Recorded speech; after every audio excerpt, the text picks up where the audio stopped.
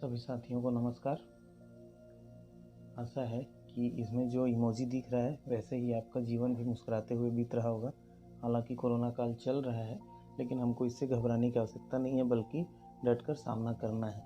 तो साथियों, इसी आशा और विश्वास के साथ कि आप लोग अच्छे होंगे, ये वीडियो आगे स्टार्ट किया जाएगा। आगे हम बढ़ेंगे और समझेंगे गणित की कुछ अवधारणाओं को।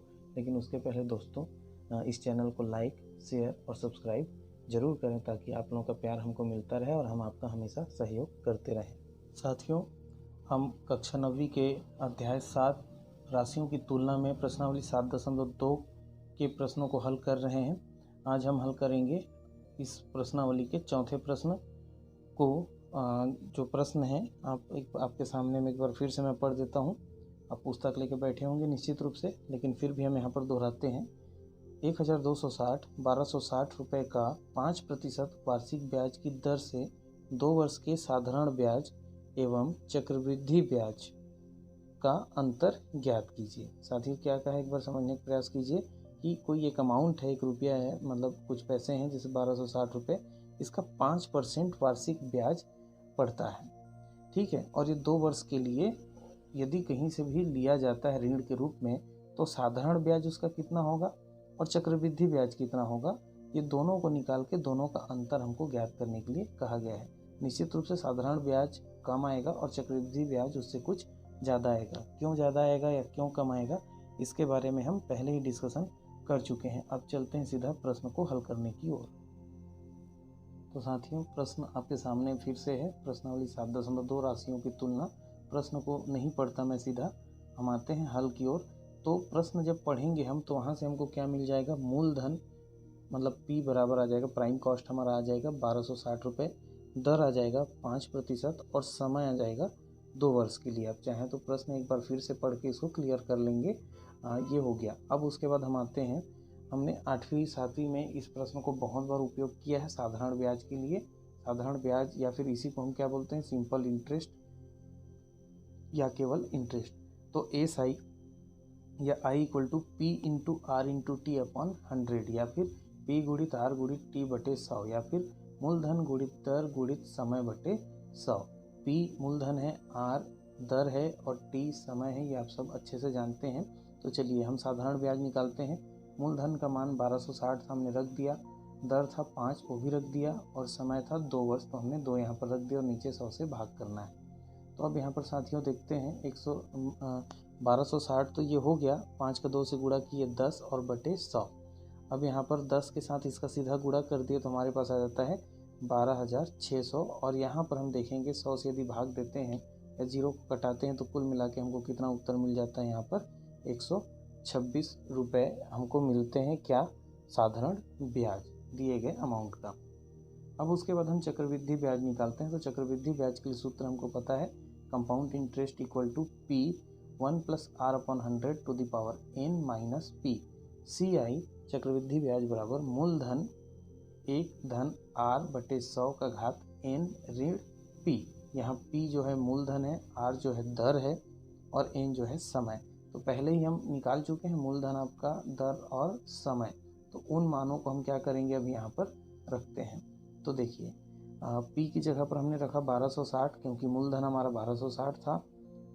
दर की जगह पर हमने रखा, R की जगह पर 5, क्योंकि R का मान हमारा 5% था। और समय की जगह पर हमने रखा 2, क्योंकि हमारे पास समय कितना दिया था, 2। अब यहाँ पर देखते हैं, जो हमने रख लिया, मान रख लिया, उसके बाद ऐसा है कि 5 से हमने 100 को कटाया। तो 5 एकम 5, 5 दूने 10 और 5 शून्यम 0। तो इस प्रकार से ये कट के कितना आ जाता है, 1/20। मतलब हमने 1260 1 धन 5 बटे 100 का घात 2 ऋण 1260 रखा था। यहाँ पर 1260 हमने रख दिया, एक यहाँ पर फिर से उतार दिए, और 5 जो है 100 से कटाने के लिए 5 का पहाड़ा हमने एक बार पढ़ा, और ये 100 के लिए 20। तो यहाँ पर आ गया 1/20 का घात 2 ऋण 1260। अब तिर्यक गुणा हम इसके पहले प्रश्नों में भी चर्चा कर चुके हैं, तो मैं यहाँ पर दोबारा नहीं बताता। आप सीधा समझ लीजिए कि इसके नीचे कुछ नहीं, मतलब 1 है, और 20 का 1 से गुणा किए तो 20 एकम 20, 1 का 1 से गुणा किए तो 1 एकम 1, बीच में प्लस है, तो यहाँ 20 जो आया था उसका 1 के साथ हम जोड़ देंगे तो हो जाएगा 21। 21/20 का घात 2 ऋण 1260।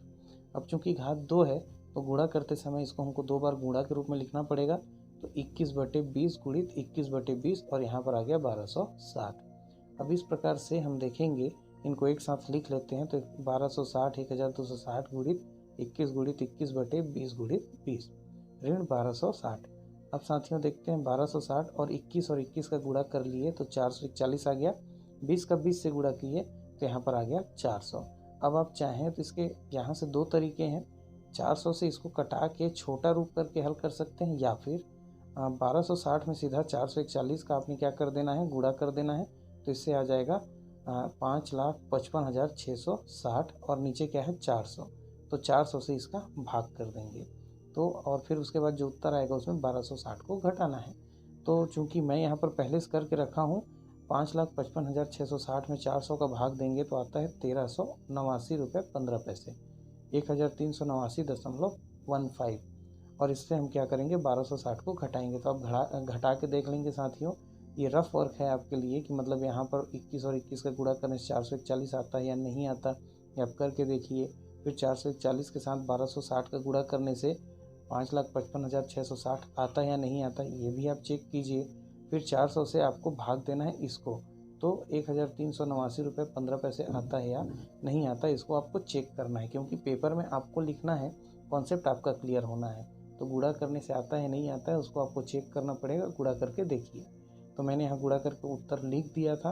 अब चूँकि 1260 से घटाएंगे तो हमारा कितना आ जाएगा, 129 रुपये 15 पैसे आ जाएंगे। मतलब हमारा जो साधारण ब्याज है वो आया 126 रुपये, और जो हमारा चक्रवृद्धि ब्याज है, कंपाउंड इंटरेस्ट है, वो आया 129 रुपये 15 पैसे।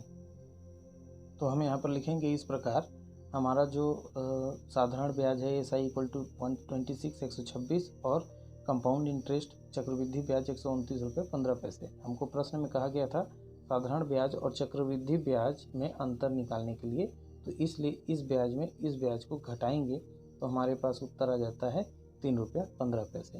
मतलब दोनों के ब्याज में अंतर इतना है कि चक्रवृद्धि ब्याज जो होता है 126 रुपये और साधारण ब्याज जो है 126 रुपये और चक्रवृद्धि ब्याज 129 रुपये 15 पैसे आया। तो हम घटाएंगे तो 3 रुपये 15 पैसे का दोनों के बीच में अंतर होता है।